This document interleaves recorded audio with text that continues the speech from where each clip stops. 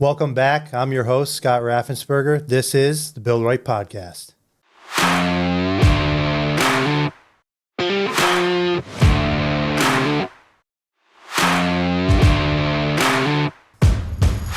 Welcome, everybody. I'm Scott Raffensperger. With me today is Alex Ritmo. How are you guys? Welcome on the podcast, Al. Good to have you, man. Yeah, thank you for having me. It's been awesome listening to your first two so far. Thank you. Let's just do a brief description of who you are, what you do. You're in construction and also real estate. So talk to us a little bit about construction, how you got into it, and we're going to branch off into the real estate, which is what we're going to focus mostly on today because you've done an incredible job for your age. So how old are you? 31. Just turned 31. 31. When did you start construction? When I was 15, I started working for a local builder and kind of just morphed from there. I originally wanted to be an electrician. He set me up with his guy, liked it, went to school to Hudson Valley for it, and then I got out and just kind of realized it wasn't really my thing. So I got more into the general construction, building home. I didn't start building homes till a few years ago, but remodels, stuff like that. And then it kind of morphed into where we are today. What didn't you like about electrical? It became monotonous to me. Same thing every day. Obviously, people have different opinions about different things, but to me, it was just kind of pulling wire, doing the same thing. And I like the general aspect of what we do now, building homes, remodels. I'm into apartments now, and you get to do something different every day. Mm-hmm. So it's fun. When did you get into apartments? Did that start at a young age, or were you in your late 20s? When did you buy your first unit? So what got me going was I started flipping houses. I was 21, working for a company, and started flipping houses to get capital. You were working for yourself or for another construction When I was company? 21, I worked for a big commercial outfit, BBL. Okay. And I was on the road a lot, and I'm like, I'm going to just start buying flip houses to kind of gain capital with the mindset that I was going to go into apartments. Obviously, when you're young, it's tough to get that capital, so you kind of got to morph yourself into it in a sense. What do you mean? Really just no money. You got to go find it. So I thought flipping houses at the time was a good thing to do. I had that local builder that I was working for when I was younger kind of directed me towards flipping. He said it would be a good start. And there were some really good ones, and there was a few really bad ones. Yeah. And that kind of taught me, once I had the bad ones, I'd say that's what directed me to the apartment gig, is when you buy and hold, obviously the money's coming. Sometimes they don't start off great, sometimes they do. But when you're flipping, you're on a set standard, basically, is you know what the renovations are going to cost. You basically know the time frame, and your plan is always to exit, get the money, get out. Like I said, the bad ones are really what made me consider the buy and hold of the apartments. If you buy it, generally over time, you're gonna see a turnaround for you because the money's it's a constant cash flow in hindsight, as long as you buy the property right. It's a long-term play. Beyond long term, yeah. And flipping houses is short-term. Yes, 100%. 100%. Did you want to continue flipping houses, or you reached a point where did you have a couple bad ones? You're like, F this, I'm out of here? Or what? Yeah, 100%. Like I said, the first two, I was spoiled, right? I went in there, guns blazing, knocked them out of the park, made all kinds of money. I did my third one, and it was like, why did I even consider this? Yeah. So I'm like, there's got to be a better method. Granted, so I left BBL when I was 24. One of my buddies convinced me. He's like, dude, just do it on your own. You got to go do it. And I'm like, all right, game on. Who was it? Matt Beliveau. He's an excavator. So he's in business for himself, correct? Yes, and he started at a young age. He's killed it. He does my excavation work now. But he was really probably the driving force. It was always in my head, right? But sometimes you need that little bit of push. And he definitely was the one to just be like, and it took a year. It took him a year convincing me, but we got there. And I was traveling a lot for BBL, Syracuse, Connecticut, wherever they wanted to send me. And finally, they pulled me in to send me to Syracuse again. They gave me a nice raise. And I'm like, I appreciate everything, but I'm out of here. And that was that. Are you married? No. No. Nope. You don't have any kids, correct? No kids, not married. So you were like Yeah, game all on. in, Yeah. 100% focused. You had all the time in the world to make this thing happen. Yeah. Fortunately, I was at that time, I was still at my mom's house. I moved out like 6 months after that. But yeah, I mean, the money I had in the account at that point was not a lot. And I'm like, I'll just start going. And it was bathroom remodels, kitchens, smaller stuff, which obviously the main goal is, I think everyone, when you get into it, you want to be the builder, you know, that kind of guy doing whatever jobs you can do. And I wouldn't say I'm just builder. It's kind of a little bit of everything. But doing those projects, working the 12-hour, 14-hour days where it's like you're just grinding, you know, obviously. I'm like, I need a backup plan. How am I going to, at some point, retire? What I saw from seeing the people, I take a little bit of everything from people, right? So, like, you work for this guy, you work for that guy, you work for another guy, and you try to take the good or what you like about all of them and then make yourself. So that's what I did. And one guy that I really look up to, he helped me get started. He was a hard money lender, which was probably another terrible time because you borrow this money from people and figure it out, basically. Yeah. And Now you're on the hook. Yeah. That's when it really turns into game on. Because, you know, I moved out. I actually had, you know, just a small place. And I'm like, I have to make sure I have money for every month.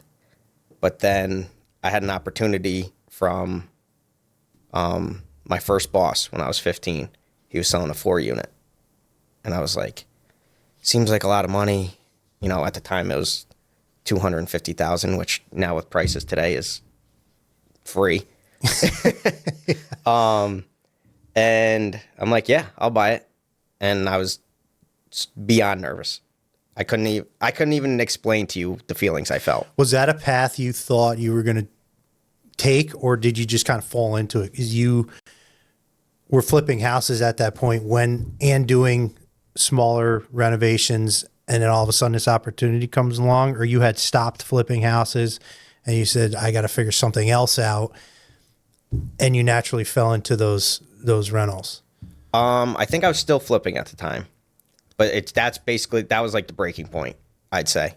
I got out of flipping, bought that, invested my time into that first building, got it going. So then it was that and small remodels. And, you know, I would do like an addition here or there. Was that building, did you need to renovate it? Yes. It was rough, to say the least. So your construction, your real estate piggybacked off your construction. That enabled you to make that deal work. 100%. Yeah. Yeah. I mean, I was the one doing the work, making it happen, renovating it. And it was unit by unit. It wasn't all at once. You know, you do what you could, right? Like now I have a different outlook on how I approach properties compared to then. But then it was like, all right, we're going to just go paint the walls. We'll buy some vinyl plank, throw it down, and paint the trim and throw some new doorknobs on, and we're good. Caulk, putty, and paint. The landlord special, is that what Literally, yeah. Yeah, the first unit was like the one where they're painting over the outlets and stuff like that. And like, just please rent this thing. Please rent it. And it's turned out good. Like that building now is, it's a great building. Because now, again, fast forward, 7 years? Now I've renovated them. You know, you pay back your hard money, and then you have a little bit to play with. So now you can start putting, you know, the granite and, you know, keep up with, I wouldn't say keep up with, but at least try to update and try to get to where like all these bigger guys are in the apartment industry. Cause you know, they're doing massive projects. You know, I'm buying 4 units. My biggest one's a 15. And you kind of just try to roll. And once you can start to What do you mean roll one project into the next? Yeah. Yeah. And that was the thing. Once I bought the first one, it was like almost like an addiction, right? It's like, okay, you see money coming in, you know, you're not getting rich, obviously. It's kind of like anyone that, like, apartments are my stocks, right? I don't really deal with the stock market. I gamble on the apartments. With stocks, it's very simple. Your dividends, you roll them back in. Well, I say it's simple. It's not simple. Yeah. A broker would yell at me for saying that. But explain how you roll them in real estate. So a lot of people, like, the most popular method nowadays is the BRRRR method, right? Where they buy, refinance, or fix it with as much cash as they have, refinance, pull the money out, go buy another one. That was never really my approach, I would say. My approach was more buy it, try to take the cash flow that you have and your working capital from my construction business. And like you said, it all kind of parlayed, right? Like, you take that money and you just live very frugally. You buy what you can, and then you say, okay, I'm going to go get another one. And my next apartment project was, what was my next one? Was that always a vision for you? Yes. Did you know, okay, I'm going to get into rentals at some point in my life here? Was there anybody in your life that was influential in that? My grandfather, 100%. So your grandfather was in the rental real estate? Yeah, in a sense. Residential or Commercial. Commercial. Yep. And he always told me, he's like, you just got to buy two families. You got to just keep buying them, keep buying them, keep buying them. I'm like, okay. And obviously when you're young, you're like, yeah, sounds like a great idea. As you get older and you start getting into it, it's, you know, my take anyways, is the two families are great, but they're tough cash flow wise. Because you got two units, one goes empty. Now you're at 50%. Yeah. For that building. Yeah. Yeah. I mean, you're essentially paying your mortgage at that point. You need that other unit to make something actually happen. I bought another two family right down the road, fixed that up, held it for 2 years, sold that, took that capital and bought two more buildings that I have now. And then I just bought another one that's a 4-unit. So now I have 30 units. You have 30 total. Yeah. Wow. And that was always my goal, was 30 by 30. You missed it? No, Just I got it. Oh, I had it. Yeah, I had Okay. it before I was 30. Yep. Perfect. Yeah, I've had that now for a year. So I bought it like right before I turned 30. Do you focus on two families still, or are you looking more multiple unit? Multiple unit for sure. Why? Honestly, a deal's a deal, right? You're never going to pass up a good two family. It's a lot, in my mind, more competitive market. So it's changed. The market's changed in the two family game. 100%. Why? The cost per unit is way up. And then you also have the people that are going to buy a 2-unit, live in one, either have their in-laws or parents live with them, or just supplement their mortgage. So they're willing to pay more, obviously, where once you get into the higher units, it's more a financial aspect of it, of you're paying based on interest rates, upkeep, cost per unit, and making the numbers work. So are you correlating the change in the market and the cost per unit rising to more people getting into them with elderly parents, or what's the reason that the cost per unit in your mind is going up? Construction cost, obviously. Demand. And this is just my opinion. This is not, do your own fact checking, obviously. But I think of huge demand, because I do have my real estate license also. So I see some of what goes on. I wouldn't say I see all of it by any means. But people are supplementing their mortgage with an extra unit. Do you think social media played an effect in Oh this? my God, yeah. It has changed just from when I started flipping when I was 21, so 10 years ago now. That was like kind of like the big HGTV deal, right? Where there was shows about flipping houses everywhere. And then those margins obviously shrunk. And then it's like, okay, well, is this worth it anymore? Because you're putting all that money in, you're tied to it for X amount of months, and then you're hoping to God you sell it for a profit. What was the average turnaround on a flip house for you? So back then I didn't have nearly the crew I have. It was me. And then I would call in help. My brother-in-law, he was huge for me. I'd call him. He would help me doing whatever I did. My mom, I called her. Give him a shout out. Eric Kisby, this is for you. What up, Eric? There you go. Yeah, my mom, my stepfather, huge part. Like I said, I was going to Syracuse and traveling a lot, so I would come home on the weekends and just work all weekend and then drive back out Monday morning. But while I was gone, I would say the three of those people were the backbone. They did whatever I asked. I'd call them, barking orders, telling them what to do, and I'd come home and then Did you pay him? absolutely not. I'm trying to make up for it now, but there's a term for that, right? Family gets you the best. Yeah. You're that guy. It's fine. I get it. Yeah. I abused it while I could. So now it's their turn. Yep. They can come for me now. But no, we had a great time. It was really fun. It was fun seeing everything happen. It's been fun. Eric still helps me too. Stepfather, mom, like they would do anything. So it really helped having a great support system also. They were cheerleaders, throughout the entire process. And yeah, I mean, I can't say thank you enough, honestly, because a huge part of that is due to them. So your portfolio now, you've got 30 units. 30 total. Yep. Where are they located? What's the spread on them? So we're in Guilderland, Altamont, Rotterdam, and Niskayuna. So all within a half hour. I would say, yeah. Is that where you look? How do you determine where you want to buy? So naturally, right? Like everyone tells you to buy as close as possible as you can to each other, so it's manageable, and you're not driving forever. And I wouldn't say I'm to the point where I can go across state lines. I haven't done enough research to do anything like that. So I figure the closer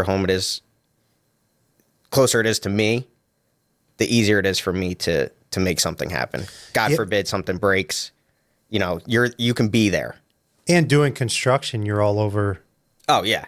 the Capital District anyway, so it makes sense. It's not just in the town that you live. Yeah. I mean, we're all over. We travel an hour, 2 hours sometimes if we have to for work. So, it's all part of it. And another nice thing is like all my buddies are in the business. You're in the business. I got a bunch of other buddies that's an excavator, a plumber, electrician. So it's like something goes wrong and you can kind of talk to your buddies a little bit differently than like the average contractor. So they sometimes react a little quicker, which is cool. And if they don't, you give them a hard time. But like I said, dude, it's having a good team is really what makes you, right? As a company. Yeah, you can say you're as good as you want to everybody, but without your team, you're absolutely nothing. Mm-hmm. So it's, treating everyone the way you want to be treated really is what makes your team better. Let's not get all sentimental here, Alex. Good Lord. You're starting to make me tear up. We got a tissue in here. Now that you have a core 30 units and you're looking for deals, are you looking outside of the radius of where those are, or do you still try and stick in that 30-minute range? Would you take something outside of it? Yes. Yeah. At this point I would. Mm-hmm. Yeah. I look every day, a few hours a day just to try to find something. It's tough right now. I'm definitely not one of the big apartment guys in the area. So for me to make something work currently is tough. You got to be creative. Very creative. I'm looking at a deal right now that we've been working on for, I don't know, probably 6 months. And I've been skinning that cat every possible way I can to try to make something work. At first it was 24 units. Now it's like, okay, well, that doesn't work, right? Just due to the different variables going on. So give us a little bit of detail on that. You're talking about more of the developing side now. It's not just a building you're looking, it's a project. Correct. Right? With land involved in other units or Yep. Explain that a little bit. Yeah. So like, for instance, like obviously I'm in construction, so I can make it happen cheaper, and depending on where my guys are at what time, I can stick my guys on it, right? So I have resources where before it was like you kind of had to buy a building, right? And then you could fix it yourself. The structure was there, the foundation was there, the water's there. So yeah, now I would say I'm trying to turn the corner a little bit and get into the development of let's buy, raw dirt and throw structure on it and see how we can do it.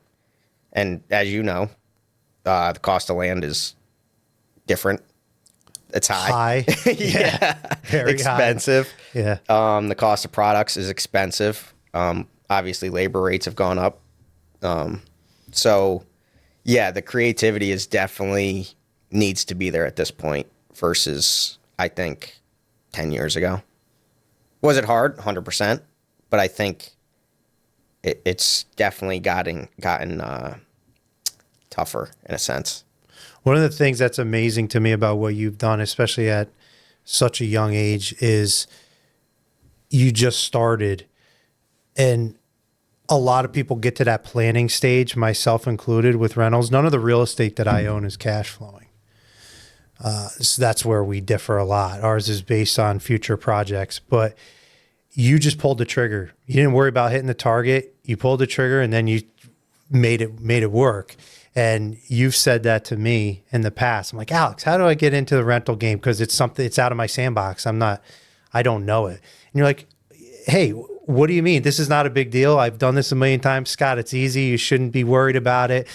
And then on the flip side, you called me when you're building your first house. You're like, this is so scary. I'm like, Alex, it's not a big deal. So whatever your sandbox is where you feel comfortable. And that's amazing to me that you have accomplished and done what you have at such a young age in what I see as a very competitive market. And you're dealing with big players. Like, it takes some cojones to do that. Yeah. I'm serious. Yeah, I guess I never looked at it that way. I just knew I always wanted to own units, right? Whether it was units or commercial property or whatever, it just obviously seemed like the units was the best way for me to get involved, I guess I'll say. So that's the route I took, and I put all my eggs in one basket. I went down to nothing and came back out, and then bought another one and went back down to nothing and came back out. And it's like any business. It's the grind. It's how hard you want to push. What are your best performing units you have now? Describe them as far as number of units, location. I have a 15 unit, and that's got Section 8 and not Section 8. That's a great one. I bought that from a local guy, and I had to remodel it and go through it and fix it all up and stuff. Having the construction company obviously definitely helped. That's good for the aspect of, yes, you're getting the money. But then I have other ones that they're just doing good, I guess. And don't get me wrong, it's not all, rainbows and sunshine. It's, there's tenants that are tough, and there's times where I might not be the best landlord, right? And you got to adjust. You try to do what you can, and you try to react to everyone's needs. And honestly, as long as you do that, you should be okay. Do you have a property manager, or do you do that on your own? It's all in-house, yeah. Okay. Would there ever be a number that you have units-wise where you say, all right, it's advantageous for me to hire someone else to do this so I can focus on new deals? You're probably going to have a bigger player on the show for that answer, because I'm not there yet. You can't tell me you haven't thought about it. Oh, I've thought about it all the time. Like, right, the dream is you have enough units to where you go down south for the winters and you come home and you don't worry about what's going on. But again, I'm not there yet. I wish I was. Hopefully one day that'll be the case. Do you know where that is? Where is that number? Do you know where that would be? Or if I had to really think about it and spitball it right now, you probably need 100. Mm-hmm. That's just, again, my opinion. I'm sure other people could probably tighten the numbers up. And it all comes down to what you need to make, what you need to have in the bank in case of emergencies, in case, the roof goes, or, the way I look at it, right, is you got 30 furnaces, you got 30 stoves, you got 30 of everything, other than roofs and siding and stuff. But if that stuff goes, you have to have something there to pay for it. Mm-hmm. I always try to work off of what I have, not borrow the money to then fix something. Mm-hmm. So you keep a big pile of retained earnings in your apartment company? Yeah, I try to keep whatever I can, right? So like, do you pull from that? Do you live off any of that? I don't currently, no. I live off my construction company. Nice. There, here and there, if something comes up, maybe. But again, this is the sense where I'm nervous, right? Is because I always worry about what could happen as far as the units or the building goes. Some of them are older, so some of the infrastructure, obviously, I never touched. The underground water, sewer, if that stuff goes, it's tens of thousands. So, and you just never know. So I'd rather be prepared and not worry about it, because if it does go, then you have it. Granted, then you got to, catch it back up again, but at least it's there. You know what I mean? Mm-hmm. So if I kind of just figure it as not even my money in a sense. Right. I just let it go, and then, yeah, I got it. So if it goes, then I can fix something. How do you structure your deals? I'm the absolute worst person to ask that.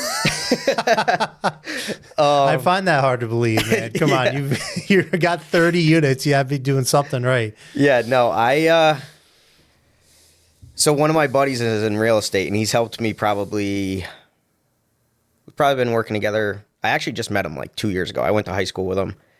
We became really good friends, and probably the last year and a half, he's been helping me more on the development stuff.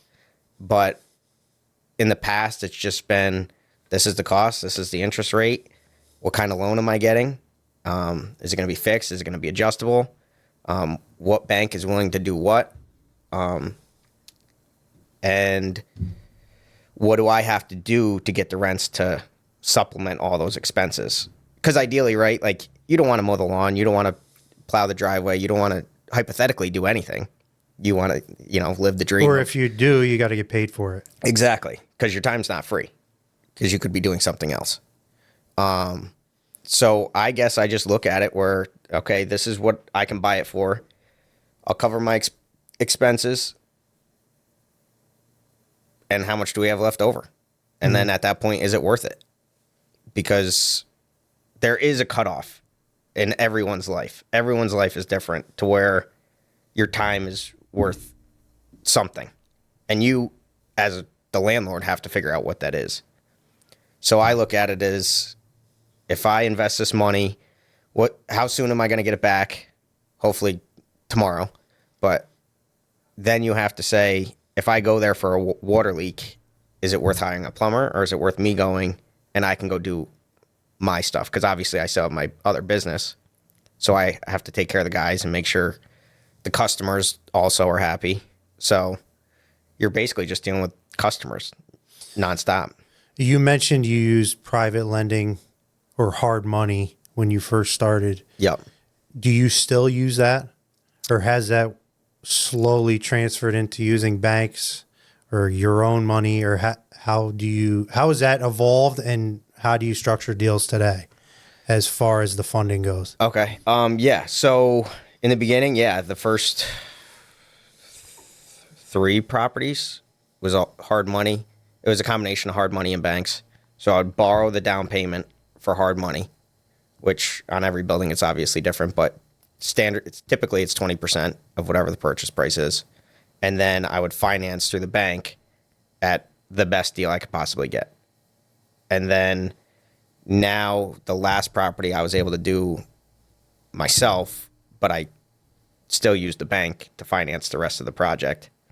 And I try to use my money if possible to do the construction, because then that allows cash flow to boost up. Obviously, the more you borrow, the bigger the note is at the end of the month. So talk about having a set of cojones. You got a private lender and a bank at the same time. Both of them are got to get paid back. Yeah. Yeah. Now, you're using your construction to help supplement the cash flow on the property?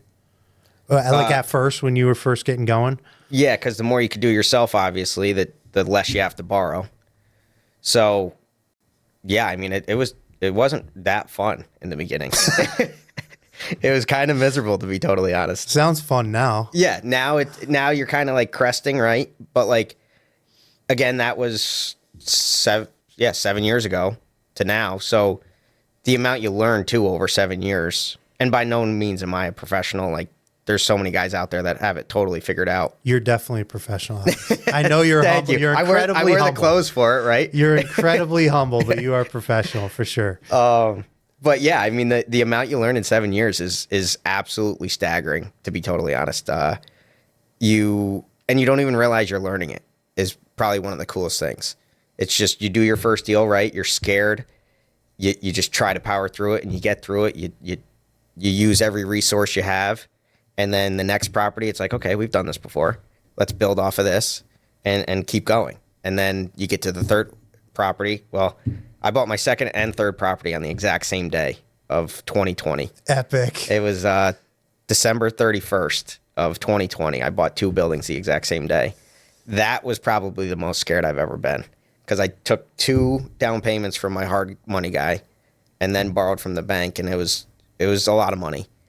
So I was definitely shaking. Who got paid first, bank or the hard money? The hard money. We still got the loan. Yeah. Is he the type of guy to come with a baseball bat to your door if you don't pay him? Or I hope I never have to find out. Good. Yeah, luckily we haven't been to that point yet. But no, it's been crazy. It's definitely same with you with home building. The amount, from when you started to now, I'm sure, you haven't even realized it, but the amount you've learned is tenfold. It seems like it's on a 5-year cycle. Every 5 years you look back and you're like, oh my God, I knew nothing back then. And then another 5 years goes by and you're like, oh my God, I knew nothing 5 years ago. And you're constantly learning. And if you're not, then you shouldn't be doing it. Yeah. You're complacent at that point. Yeah. And then are you really in the business to run the business and grow the business, or are you just working a job? Mm-hmm. You know what I mean? Like, you can go work 100%, and there's nothing wrong with that. I love to work. But at the same point, I wanted to do something a little bit more, and that's what really steered me towards the apartment development aspect of the business. What's interesting is everybody in the industry that we talk to on a daily basis plans for the future. They plan for retirement, but everybody in the industry loves to work, and that's what they enjoy, which parlays with success. So you work towards this retirement because you say, I want to be able to sit and do nothing someday. Is that a reality? I mean, could you see yourself sitting and doing nothing? No way. I couldn't see you sitting and doing it. You're fidgeting over there right now. I know. Yeah, I know. I can't sit still. Yeah, my thing is there's those cold days in the winter, because I've learned to hate the cold, where I wake up and I'm like, man, I could just stay home all day and not do a thing. But in reality, yeah, it's if you're not swinging a hammer or doing something, you're looking for another deal, you're doing paperwork, you're running numbers, you're bidding jobs. I mean, you're doing anything, and I still have to go out and do something. Saturday, Sunday, sometimes it's just driving around and making sure shingles aren't falling off the places, or siding, or checking on jobs that you got going, just to do something, because it's in this business. Yeah, I mean, I think you're the same way, and a lot of guys are. You become addicted to it. It's like a sickness where you just want to be working or doing something, for that matter. Yeah, or talking about it, and the next thing you know, you start a podcast. It's crazy. Yeah, I mean, you started a podcast. We've been talking on the phone for a while now, and like I said, this is probably one of the coolest things I've ever seen. It's not a lot of people in the area are doing it, and it's I give you a lot of credit. Thanks, man. Appreciate it. Well, it's fun to have guys like you on, and other people in the industry that have specific knowledge in a different sector, and have them explain it a little bit. The construction industry is very secretive. Guys don't like to share how they're getting their success. So it's cool to bring that on. Hopefully people can listen to it and learn a little bit. And especially guys starting. Yeah. starting out. I'd say even when me and you started talking, we've known each other now, I think our whole lives just about. You grew up right in the neighborhood behind me. Our parents were friends. Yep. And obviously we didn't talk because you're, not a lot older, but enough older where when you're young, you don't really hang out. And fast forward 15, 20 years, now we're sitting here doing this. And it's wild how it just morphs into something, right? Yeah. And even when we started talking again, because we're in the same business, it's like you didn't really want to tell me everything you had going on. I kind of kept a little back from you. And then, now obviously we share a lot more with each other. But yeah, I think you're right. Everyone's kind of got their few little secrets that they don't want to give up. Yeah. And one of the things I've realized that's super important is relationships. We've talked about that on previous episodes where that's everything. You touched base on it earlier, who you know, who you help out, who's going to come help you out. And that's how you grow. That's how you're successful. Absolutely. In my mind. Yeah. So back to the real estate, you mentioned you're looking at numbers a lot. You're going over projects also for construction, but also for real estate. How do you evaluate them? Do you have a spreadsheet that you use for every piece, or do you use, do I want to know, do you use Post-it notes? What do you do? I have about 85 yellow notepads from CVS. Really? That's just page after page. There's no Excel. I keep asking my stepsister, I'm like, can you just create an Excel sheet for me, please? Like, I just need to be a little more like, I just want to do like a plug and play. Instead, I'll sit at my kitchen table and it'll just be like flipping pages. And you just keep putting different rates in and keep doing this and keep doing units. And what can I get for rent? What can I do here? And it's, Well, maybe you've reached the point where you have to pay your stepsister to make the Excel spreadsheet. She's good. I pay her. I tell her I would anyway. It doesn't necessarily mean she does get paid, but She's going to see this. yeah, that's all right. Be careful. I'll skip town by the time this airs, Yeah. so we'll be good. So there's no secret then. You No. lay out the expenses. Yeah, I'm as old school as it comes. And not on purpose. It's just I was never a computer person. I was never a video game person. So that aspect of life wasn't like I didn't jive with it great. Even in school, it's like when we're sitting at computers, it's like I was the one spinning around in the chair because I just didn't care. So you're looking at a project, you get a feeling. I get a feeling. how's it- Yeah, I would say that 100%. When I pull into or you drive by or you see it on the internet, like if I see something worth, even if the numbers don't work, I jump in my truck and I go look at it just because I'm like, I want to put eyes on it. And it kind of gives you a little bit of excitement because when you can pull in somewhere, even though it's a business and there's no emotional attachment to it, when you go there, you're like, can this work? Or, sometimes the pictures will look better online, obviously, than in person. You go to the place and the place is about to fall down and they want $8 million for it. Obviously, you're not going to buy it. But I think it's super important to put your eyes on something. If it's a building that's already there, obviously. If it's a piece of dirt, it doesn't matter too much. But you still want to see the lay of the land. You've got to have some type of process in how you evaluate. Yeah, I mean, Even if it's subconscious, you got to have something that you're thinking about or looking into or writing down. For somebody that's watching or listening that wants to get into real estate, give them a little direction how to evaluate. So I guess I'm starting to turn now because apartments have grown exponentially over the years. So all the big guys are throwing up massive buildings with swimming pools and gyms and saunas and pickleball courts. I don't have that. I don't have the funds to do that. So I look for smaller stuff to where you don't have 150 people on top of each other, right? So that's how you differentiate your units from other. Yeah, you have less banging on the walls, less noise, less people running up and down the hallway. Is there a key like it has to have a garage or each unit has to have a indoor parking? I've realized that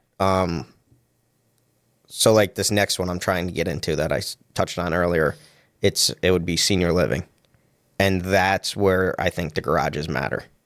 Not so much for people our age. They tend to not. Obviously, who doesn't want a garage, right? It's probably one of the best things ever in the Northeast. But it's more important for the senior apartments, I think. So if I were to do that project, yeah, it would have garages, 100%. Have you seen since you started till now, has it gotten easier or more difficult for you? I know you've gotten better at it, but the market has changed. Is it harder now to find projects that cash flow? Yeah, and I think some of that has to do with the rates, obviously. I guess that's one thing I'll say is I try to always base my units off a higher rate. Because when you get into the more units, obviously it goes from a residential mortgage to a commercial mortgage. So at that point, you're not getting a fixed loan. You're getting an adjustable. So it's ballooning, it could be 5, 7, 10 years, depending on how you negotiate with the bank. And you build off of that. So I'm probably more conservative than I should be, granted, because I do things differently. A lot of people, there's a lot of people that'll buy them, pull all the money out. They don't really care about cash flow. They care about getting doors and just keep buying and buying and building and building. Well, those are people with big money, and that's it. Yeah. You've got an advantage. There's even people doing it, though, that are smaller scale because they're just focusing on getting doors. Me, I'd rather buy them, make sure they cash flow, have that foundation, and then go. Is it a challenge to get them to cash flow? It can be, yeah. And I always say it's you make your money when you buy it. You can do whatever you want to the place, but in my opinion, I think it's all based on that purchase price. Oh, got it. All right. So wherever you get it is going to determine what you can well make happen in the future. Okay. So I mean, like the 15 unit I bought, it was a reasonable buy, but there was a lot of work you had to do for it. So depending on that price, luckily I was able to make it work, but I had to put a lot of sweat equity into that, which I've had to do for all of them, honestly. But that's how I make them work for me personally. There's a lot of people out there that have different methods, but so far what I've done with the sweat equity aspect of it has worked for me. So it sounds like consistency is key also, right? Yeah. How many projects do you have to look at until you find one that's viable? Yeah, 100.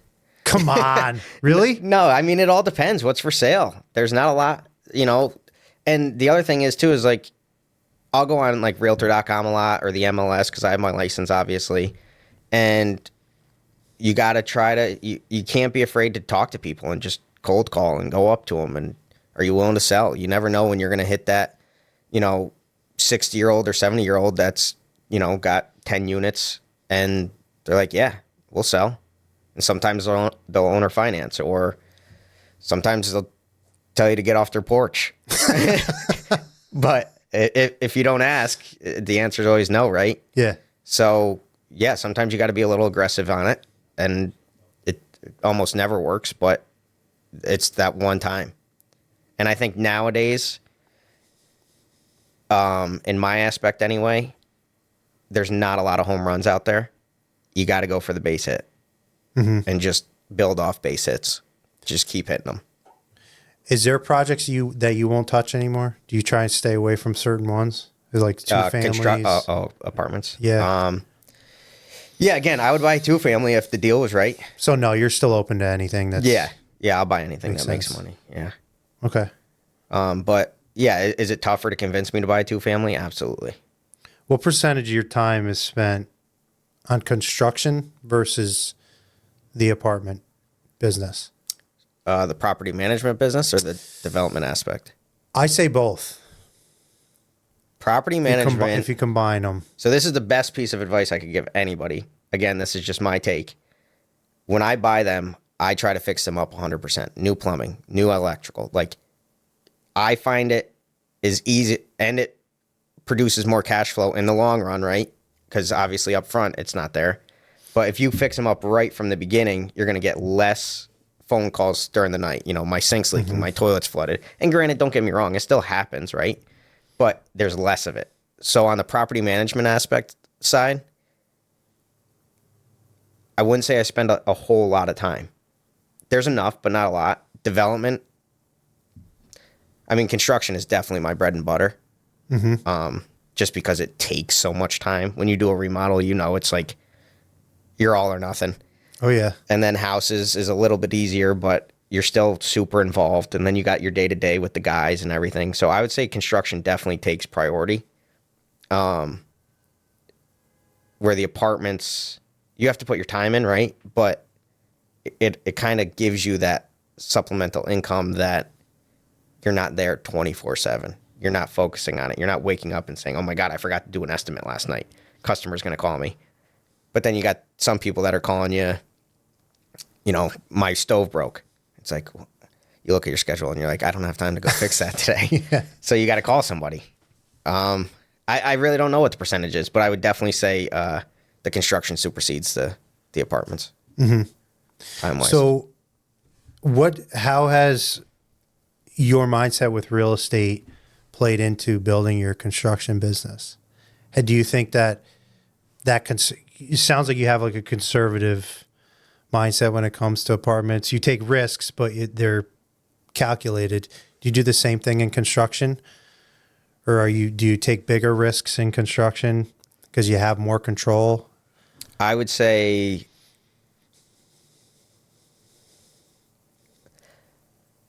I'd rather gamble harder on myself than somebody else. So I would gamble way bigger on an apartment deal than I would. And again, this is what I know more and what you know more about the residential house building, spec houses, stuff like that. So like we talked about before, you're willing more to take a risk on that, where I'm willing to do it on the apartment side because I just understand it.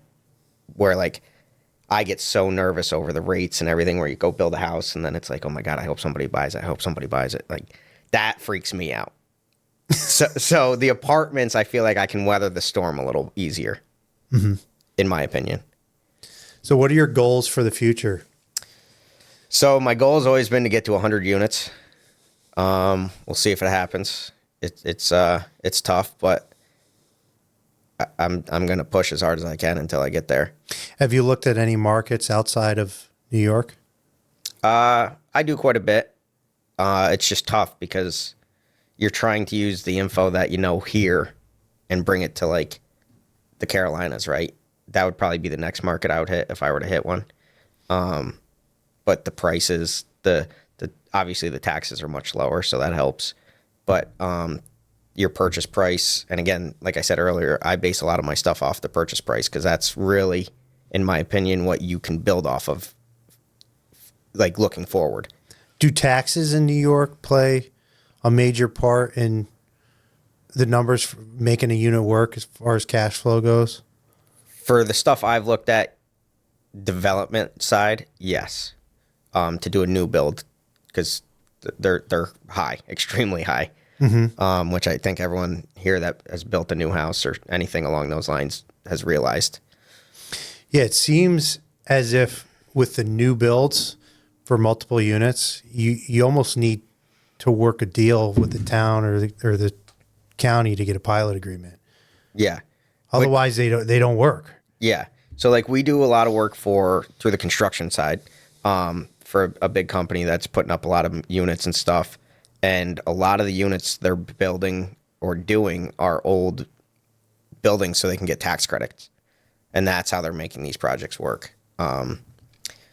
Again, that's the big timers. So it's out of my league, but maybe one day I'll be there. It's crazy to think getting into that game because that takes so much time just dealing with the municipalities and looking at the state funding and trying to get grants. Yeah. Like that's a full-time job there. And then trying to do construction and trying to be a landlord. It's like, how do you grow? Yeah. Yeah. You wear a lot of different hats and you just push through it, and then you start to realize who can help you, right? Like you want to help somebody obviously as much as they can help you. and you work it together to be like, okay, well, I'm better here and you're better here. Is it worth me focusing more of my time on this stuff than trying to come over here with you? Or do I just let you do it and compensate you? And focus on what you're good at. Exactly. And that's when you really have to decide, you know, what's the main goal here? Do you want to do everything? Do you want to be, you know, it's the same with construction. You want to be the mason, the carpenter, you know, you can't do everything. It's impossible.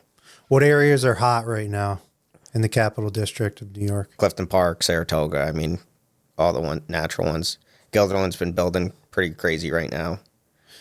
Are they allowing bigger projects to come in these towns? Like what towns are welcoming? It depends who's asking. Like what developer's asking, I think, at that aspect. I think there's going to be a turn to where, you know, Albany and Schenectady have been hot lately. People have been really pumping some money in those areas. Troy's been a good one.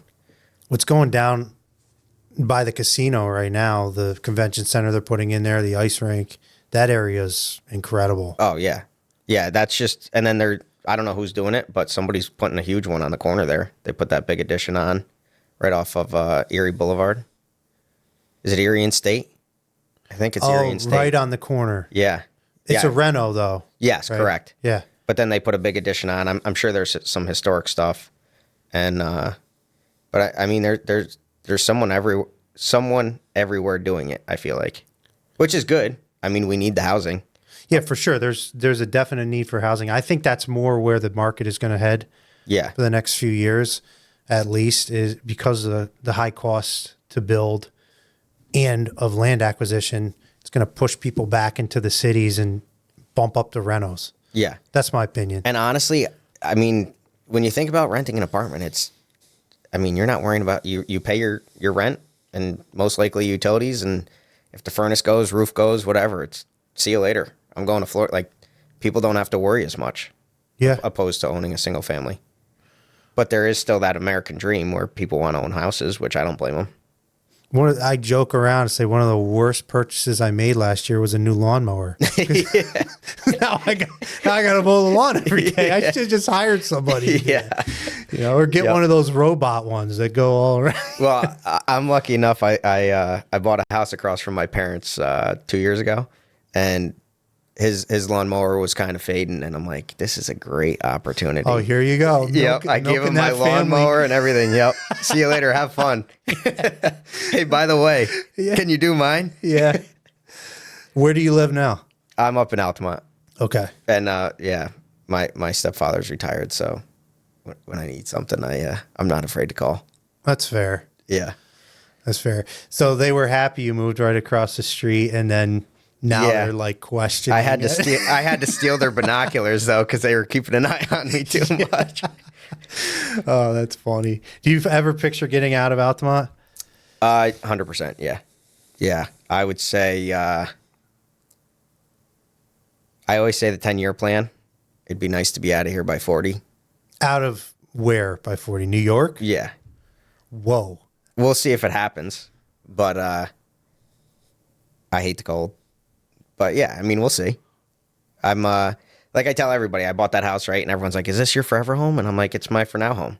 We'll see. You're like, I'm a builder. There's no such thing as a forever home. Yeah, I mean, everything's for sale. I don't know what tomorrow brings. You just, I'm limbo, or yeah, I mean, I'm nimble. Yeah, nimble.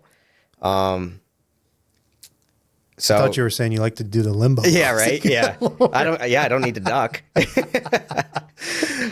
So you're sitting down. People can't see your height. Yeah, I know, right? That's probably a good thing. Yeah. But where would you go? You don't know? The sound of Florida sounds great. 'Cause I love the heat. The heat doesn't bother me at all. But probably Carolinas. Yeah. Yeah. Still have the seasons. Yeah, have the seasons. You get the heat. Winter's not as long. Would you keep your rentals up here? I've thought about that almost every day. Of would I sell and pull out and recreate, or would I leave them and just try to recreate down there? But again, I don't even know if I'm going to move. It's always a thought, but you never know what life's going to bring. Mm-hmm. I could live here the rest of my life. Would you ever move to a different spot in New York? based off of is most of your construction work in the Altamont area? I'd say I get a good majority in Guilderland and Altamont due to, I've lived here my whole life, so I know a lot of people. But I mean, we're everywhere. We're in Saratoga. We're in Clifton Park. I'd say my friend group and my family's in this area. So It's hard to walk away from. yeah, and that's what would keep me in the Altamont area for sure, just because we are super close. We do Sunday dinner and everything. So it's not that it's, a half an hour drive's a big deal, but when you're busy, it's not as easy. Mm-hmm. My whole family we're all basically 25 minutes apart, if that, from each 15 minutes. So yeah, I if I were to go anywhere, I would go to Saratoga. Yeah. I just like the atmosphere. Mm-hmm. And it's booming still. Yeah. That market's tough to get into. There's some big players up there. I did read an article in the Albany Business Review yesterday that said Albany County actually was now ahead of Saratoga as far as population growth. Okay. From 2020 to 2025. Believe it or not. Probably based on cost. Probably. Because again, I mean, the houses up there are selling for way more. Apartments are way more because you just have a lot more to do, and they kind of created that scene up there where it's high end. I mean, downtown Saratoga looks nothing like downtown Albany. Downtown Albany used to be awesome. Yeah, and it definitely took a turn at some point. Hopefully, it comes back, but it's not nearly as nice as Saratoga is now. Yeah, I mean, you go down Broadway in Saratoga, and it's just like big, tall building. Like I drove by, they're doing a storage facility, and it looks like a hotel. No kidding. That's what they're building up there. It's cool. It's almost fascinating as a construction guy to go up there and look at how they build things, because it's just a totally different market, right? Way more expensive to build. Yeah. That's why people are going to Albany now. Mm-hmm. Yeah. Which I think it helps, honestly. I mean, you want people everywhere, so it's good that you can, have the two sections. And Albany's not bad. You shoot up the Northway and you're in Saratoga. Even Clifton Park's nice. Yep. They're getting busy up there. So. Well, we are just about out of time. I know that went by fast. Yeah. But I have one more question for you. I do this for everybody. If you could say one piece of advice to somebody just starting out, I know you probably feel like you're just starting out, but you're not. You're quite seasoned now, obviously, with all your experience. What would it be? One piece of advice. Don't give up and keep pushing. Just keep pushing. Yeah, it'll happen. Just keep pushing. Stay consistent. Yeah, just keep going. Awesome. Well, thanks, Alex. I appreciate you coming on. Hey, guys, I hope you enjoy what you heard today. Check us out on YouTube, Spotify, or any of your major podcast providers, and make sure to like and share. Thank you. Have a good day.